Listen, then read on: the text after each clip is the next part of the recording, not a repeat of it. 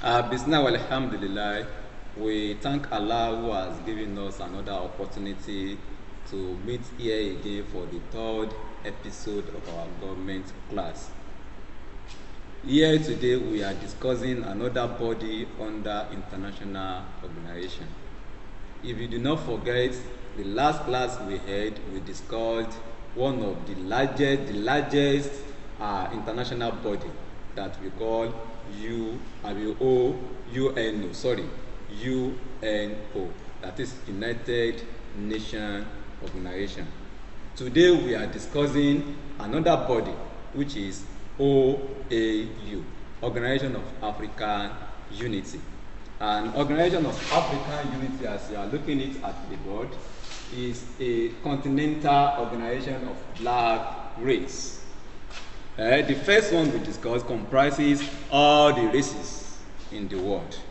So we have the European, we have the Asian countries from the Asian continent, we have countries from the African continent, but this one that we are looking at today is on African countries alone, black race. That's why I said OAU is a continental organization of black race.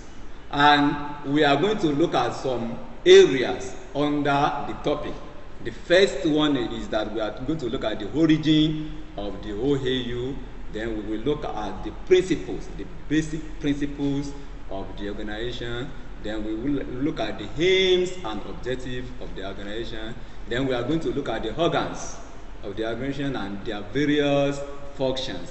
Then at the end, we are looking at the achievements, advantages of the organization, at the same time the disadvantages and the problems of the organization.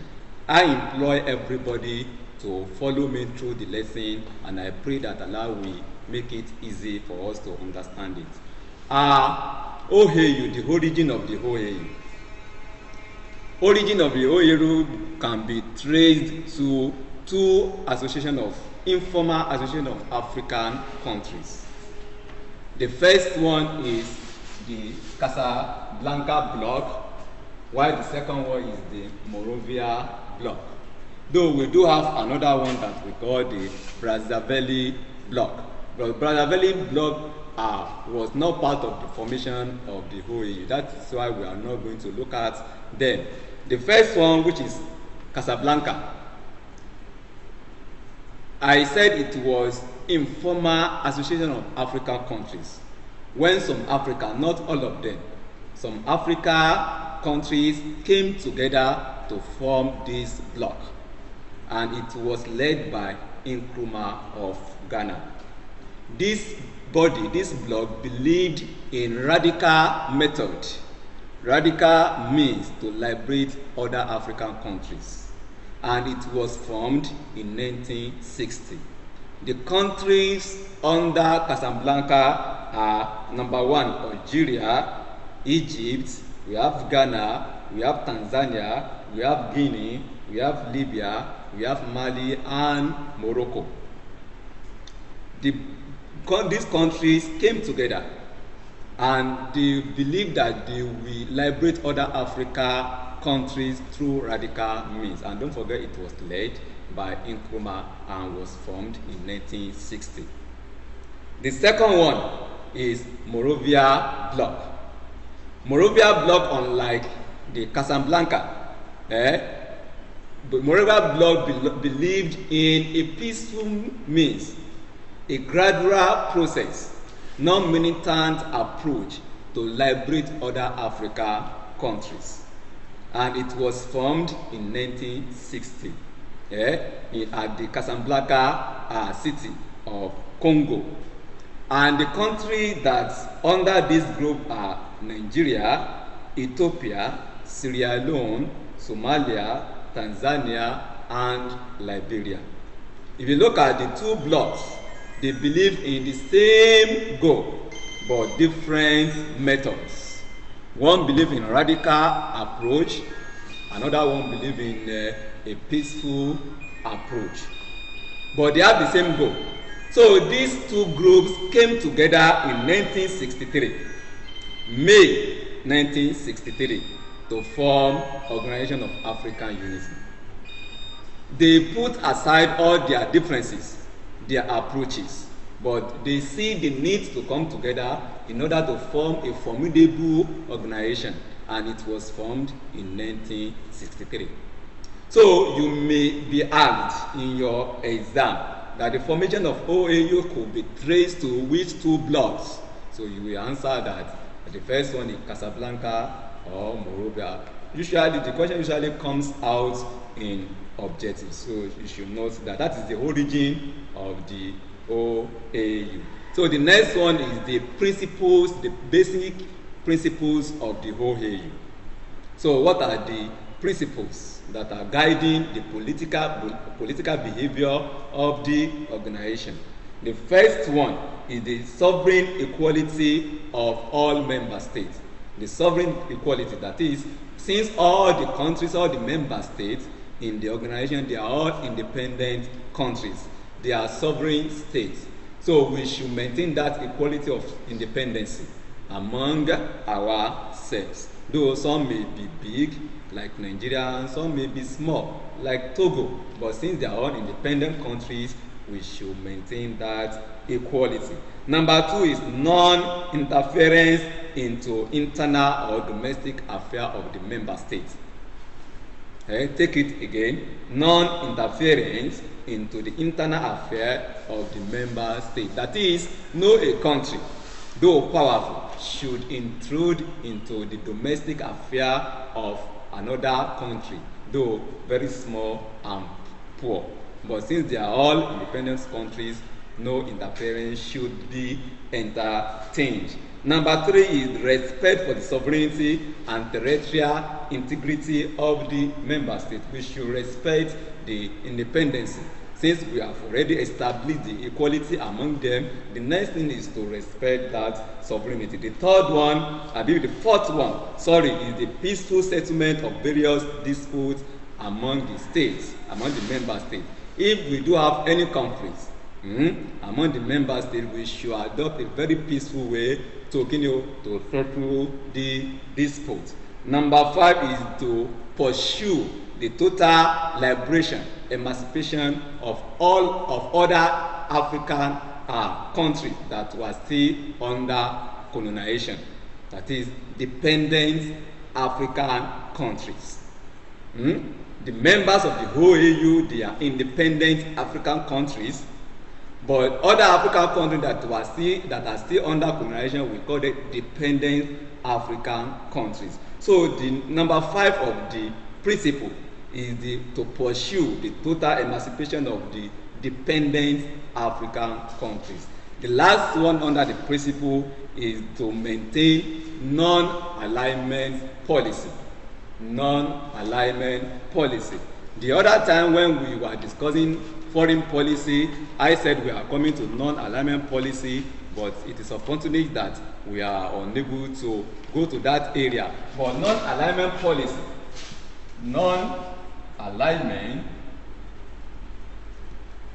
alignment policy is a game of neutrality.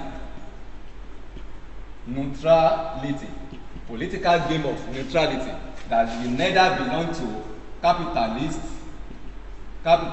bloc, I think you can see it, then none to the socialist bloc. So that is non-alignment policy. If you look at the alignment, is to go along with certain people, but none there is the negative, that negative go along with certain people, just be at center. So you neither be with capitalist bloc, none with the communist bloc. So the same communists and capitalists that we discussed in one of our SS1 topics is what we are referring to, communists and the capitalists. The mode of economy that is centered at the government or at the state. The mode of production, exchange, and distribution of goods and services that is centered on the government is what we call socialism. The mode of economy, production, exchange, distribution of goods and services that is centered on individuals is what we call capitalists. So non-alignment is neither be with capitalists, nor be with the communists. That is the last basic principle of the UNO. The next one is the aims and objective of the OAU, not UNO, OAU, Organization of African Unity. The first one is to promote the unity and the solidarity of the African countries. That is, we need to promote the unity among ourselves. United we stand, divided we fall. Number two is to achieve better life for people of Africa by joint efforts. That is, all the African people, be it in Congo, be it in Russia, be it in Liberia, be it in Nigeria, we should look into the better life of all these people by coming together, joining our efforts to achieve that. That is the second aims and objectives of the organization. Number three, to defend the sovereignty, territorial integrity, and the independence of African countries. That is, we must come together to defend our own integrity, our independence.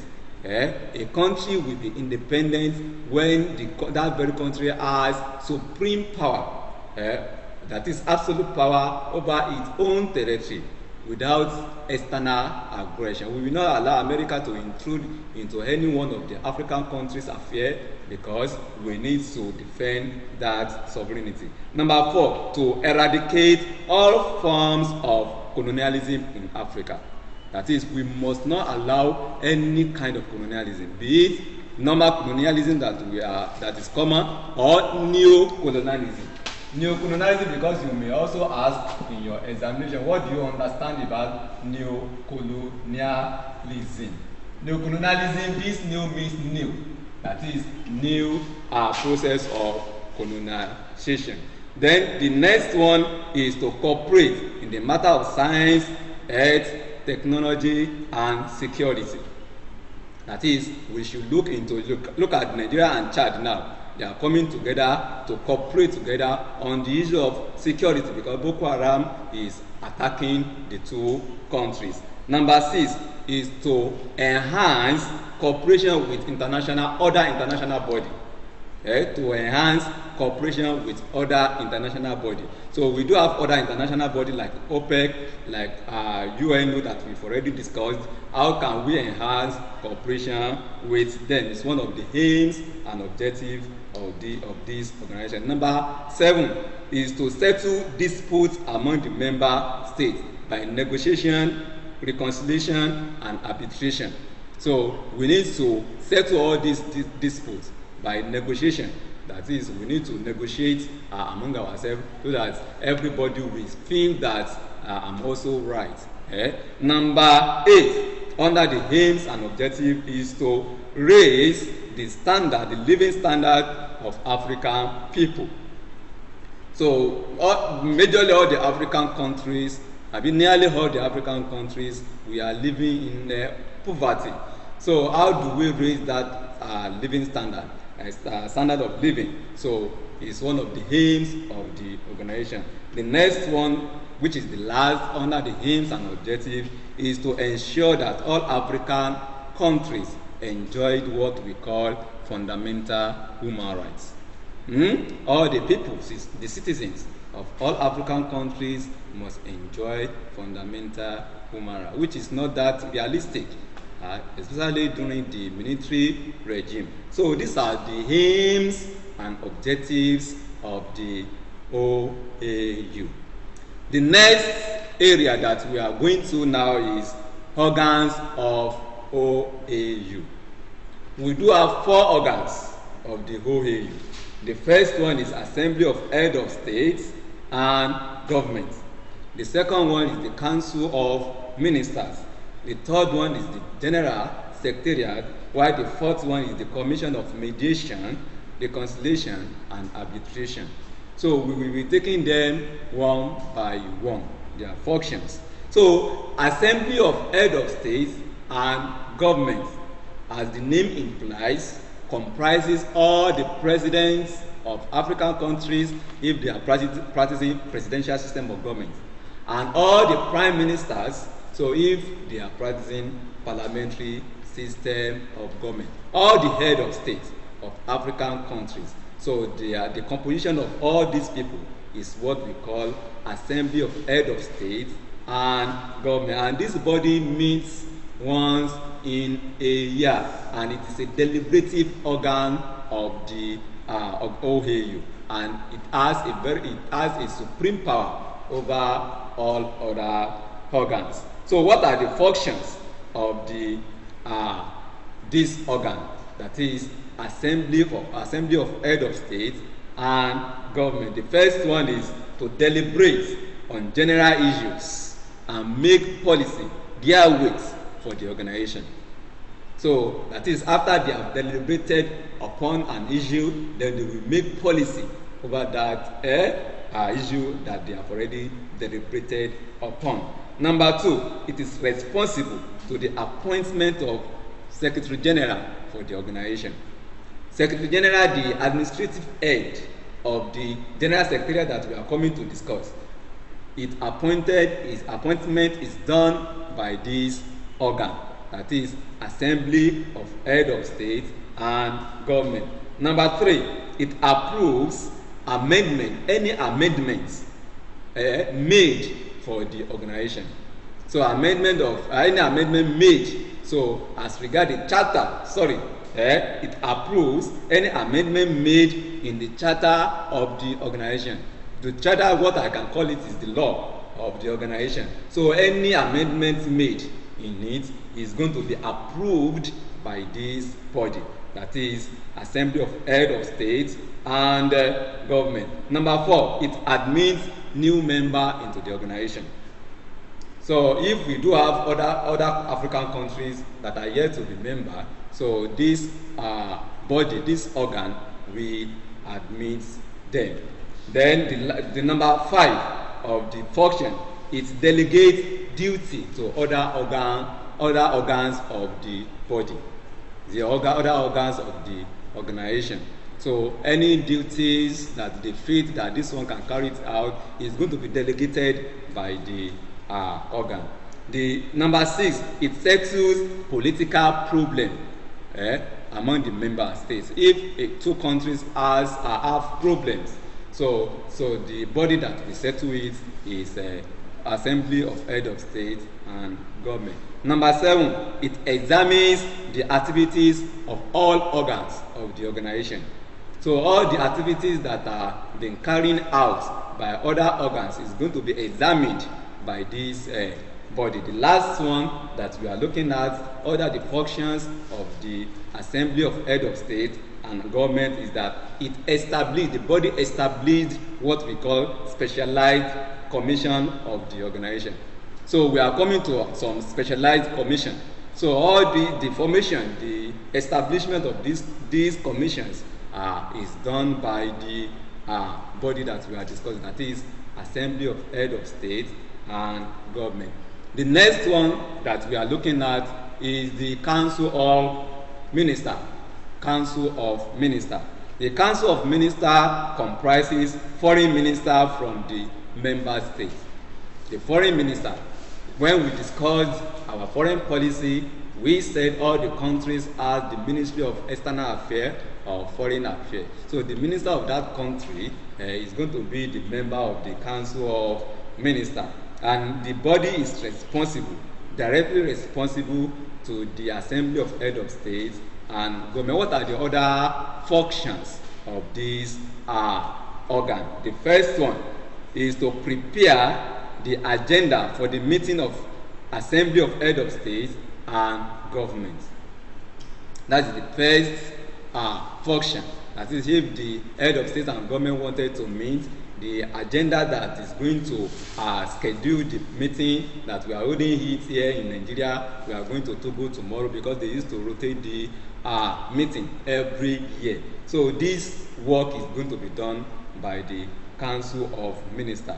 Number two, it recommends the admission of new independent African countries to the organization.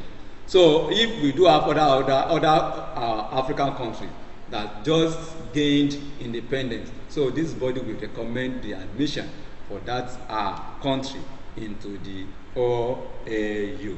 Number 3, it recommends the appointment of Secretary General of the organization. We said the first organ, yes, Assembly of Head of State and Government will approve the appointment. But the body that recommends that appointment is Council of Ministers. Number 4, it approves the budget of organization. Number 5, it is in charge of implementation of the policy made by General Assembly. I said Assembly used to discuss and make policy of that matter that they have already discussed. But the body that we implement it, the organ that we implement it, is Council of Ministers. The last one under the function is that it coordinates the Inter-Africa Cooperation in manner of Assembly Directive. That is, the cooperation of African countries is going to be coordinated by this organ, but it is going to follow the directive given by the Assembly of Head of State and Government. Now, the third organ of the organization is the Secretariat, the General Secretariat. The Secretariat is the administrative organ of the body, which is located in Ethiopia. That is, the headquarters of the organ is in the Ethiopia, Addis Ababa, and it is headed by General Secretary. What are the functions of the Secretariat? Number 1, it carries out the administrative function of the OAU. One, we need to be snappy so that we're able to do another topic, which is very, very important in the organization. We are going to 5 bodies. Please, my student, be following me. Number 2, it supervises the implementation of decisions made by the Council of Ministers. Number 3, it prepares the annual budget of the organization. Number 4, it provides technical services for the specialized commissions. Number 5, it keeps record and other important documents for the organization. Number 6, it collects and circulates necessary information to the organization and the members.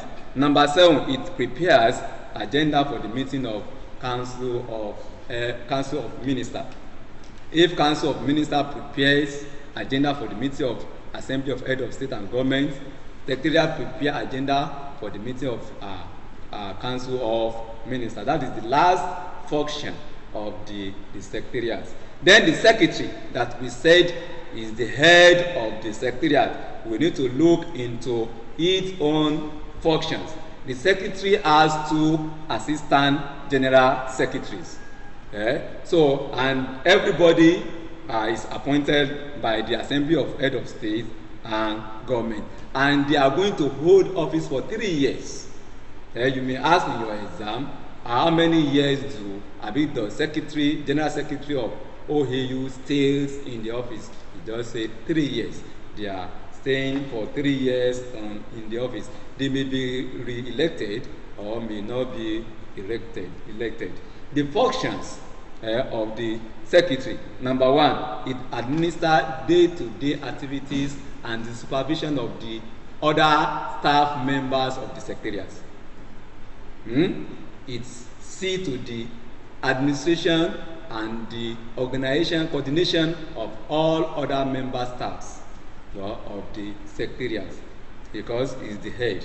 Number 2, it prepares the annual report and presents it to the Assembly, that is Assembly of Head of State and Government. Number 3, it appoints and supervises the staff of the Secretariat.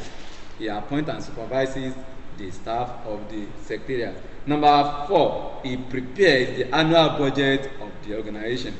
Number 5, he presents official address on behalf of organization. That is, he is the spoken mouth for the organization. He is the custodian of the properties of the organization. All the properties owned by the organization is going to be under the custody of the Secretary.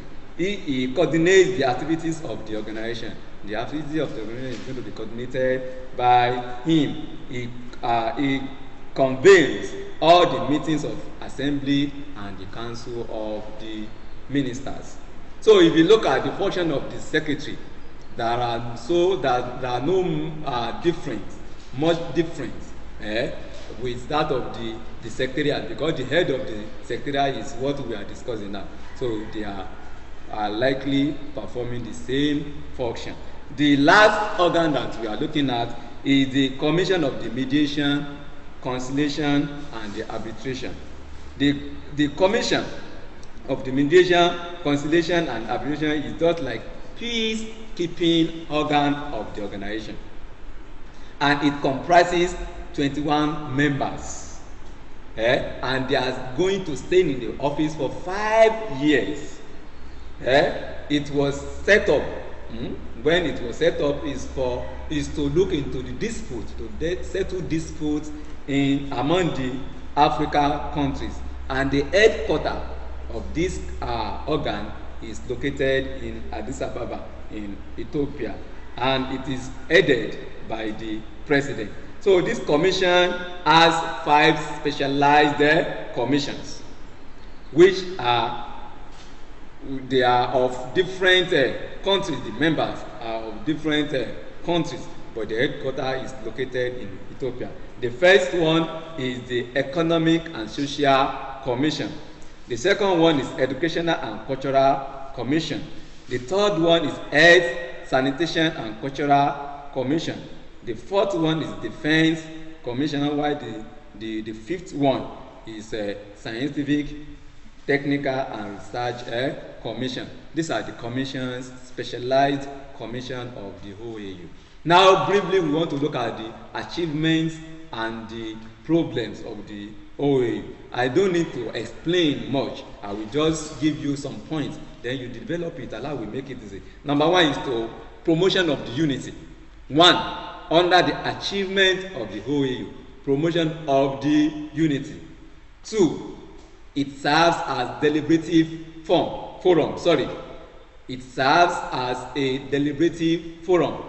Number three, it settles the disputes among the African countries. I should take it again so that you will understand it. One, it promotes the unity of African countries. Two, it serves as deliberative forum for African affairs. Three, it settles all the African disputes. Four, it reconciles all the African countries that are having problems. It reconciles them together. Number five, it decolonizes the African countries. That is, it liberates other African countries. Sorry, my student. Number six, it fights against apartheid policy. That is the policy in South Africa where the white people are discriminating against the black people, the owner of the soil. So one of the achievements of the OAU is that it fights against the apartheid. Number seven, it promotes regional economic development like ECOWAS and some other regional economic group like that. Regional economic group, yes. Number eight, it funds the development of the ADB, that is Africa Development Bank, the bank that is going to give loans for African countries so that they will use it for the economic growth and development. Then number nine, it serves as a communicating forum for all the African countries. The last one is that it encourages the exchange of ideas and cultures among the member states, that is African countries. What are the problems? The problems of this organization. The first problem is political instability. Political instability is when we have a frequent changes of government, most especially as a result of civil war or coup d'etat from the military people. Number two, Anglophone and Francophone problem. You know, the country that comprises OAU, some were colonized by Britain. They are called Anglophone. Some were colonized by France. They were called Francophone. So these two countries, they used to follow the step, the policy of their colonial masters. So it's one of the problems that they are having. Number three, the shortage of fund. They don't have enough money to fund the organization, to spend on the development of the organization. Number three, the standing army. No standing army for the organization. Assuming another body wanted to attack the organization, there is no standing army. They will just Nigeria give us 100 soldiers, Congo give us 50 soldiers, so that they will fight against all these people. So they don't have standing army. Number five, communication problem. The communication problem comes about through these different languages that they are speaking. Nigeria is speaking Yoruba, Hausa, and Igbo. Everybody is speaking English, but one of the problem is communication problem. Then ideological differences. All these countries individually subscribe to different ideologies. Some are communist like Tanzania, some are capitalist like Nigeria. So it's one of the problem. Then foreign influence. We do have some powerful countries that are influencing them because they are depending on them. So as America, Britain, China are influencing Nigeria, we do have other powerful nations that influences other African countries. One of the problem so that this organization is having. Number 8 is the member dispute, the boundaries dispute among the members. That this is my own land. Don't forget, during the Obasanjo regime, we fought with Cameroon over the Bakassi Peninsula. So it's one of the problems. Then we have a trust problem. So they don't trust themselves. They are somehow skeptical to themselves. The last one that we are going to look at is that this organization lack what we call political skill. The political will that we want to do this thing, then we are going to pursue it to our end. So these are what I have for you under Organization of African Unity. I employ my students that have already said this in the last class, that I've already sent the text, the full text, not summarized one, of all these topics. The UNO, the OAU, the ECOWAS, they are there for you. So go and read it. I implore you, my student, please go and read it, because we don't know when you are going to start your work. What I know is that anytime that the COVID-19, goes away, so immediately we are going to resume for WAEC. So there won't be any time for preparation. So please read at home and follow us on the online. So we pray that Allah will make everything easy for us. Inshallah, we are coming to meet for another episode, the 4th episode of government class, inshallah, where we are going to discuss ECOWAS. Before then, we pray that Allah should protect us. Ramadan Kareem.